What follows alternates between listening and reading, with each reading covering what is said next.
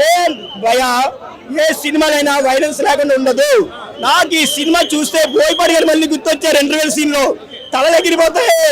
మళ్ళీ నాకు మళ్ళీ పల్నాడు బ్రహ్మనాయుడు అదే మళ్ళీ విజయరామ్ సినిమా గుర్తొచ్చింది. కానీ ఈ సినిమాలో పవన్ కళ్యాణ్ లేపడం మాత్రం బాగా లేపిన పోయే తలకాయ మాత్రం క్లైమాక్స్ మాత్రం సపరేట్ బాగా తీసింది. సుజిత్ గారు నిజంగా పవర్ స్టార్ ఫ్యాన్ అనిపించుకున్నారు. తర్వాత మంచి ఆ సినిమాకి ఈ సినిమాకి మాత్రం కంపేర్ చేయకండి భయ్య. ఎందుకంటే ఆ సినిమా స్టోరీ వేరు, ఈ సినిమా స్టోరీ వేరు. అది సపరేట్, ఇది వేరే సపరేట్. కొత్త లుక్ లో చూస్తాం, ఒక కొత్త పవన్ కళ్యాణ్ చూస్తాం మనం ఈ సినిమాలో. ఎంత అందంగా ఉన్నాడంటే మళ్ళీ నాకు గుర్తొచ్చింది ఖుషి సినిమా గుర్తొచ్చింది బ్రో. ఈ సినిమా చూస్తే నేను ఎప్పుడు చూడా పవన్ కళ్యాణ్ ఖుషి చూసా, తమ్ముడు చూసా, అక్కడ చూసా, జానీ చూసా, జాజా చూసా. ఆ తర్వాత నేను ఏ సినిమా చూడాలి మళ్ళీ ఇప్పుడే చూసా వచ్చి నాకు మళ్ళీ ఆ సినిమాలో గుర్తు చేసుకొచ్చింది సినిమా.